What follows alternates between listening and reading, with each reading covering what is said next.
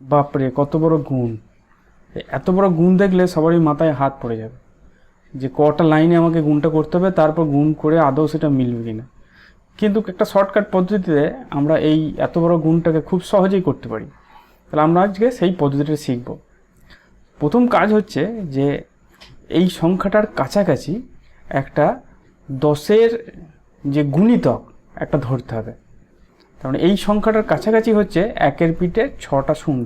এই সংখ্যাটা হচ্ছে 10-এর গুণিতক কাছাকাছি সংখ্যা। এবার এই দুটোর মধ্যে ডিফারেন্স কত? দেখো এই সংখ্যাটার থেকে 3 কম, তাহলে এখানে -3 লিখব।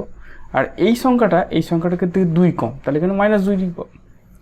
ব্যাস, এইটা হয়ে গেলে অর্ধেক কাজ হয়ে গেল। এবার গুণ করব।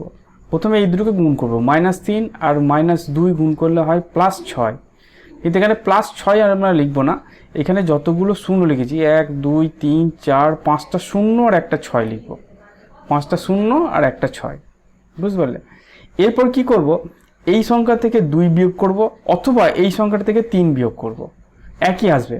তো এইটা থেকে যদি 2 বিয়োগ করি তাহলে আসবে শুধু 7টা 5 হবে। ব্যাস, হয়ে গেল গুণ। তাহলে আমাদের এইটাই অ্যান্সার। দেখলে এত বড় গুণকে আমরা এক লাইনে খুব ইজিলি করতে পারলাম।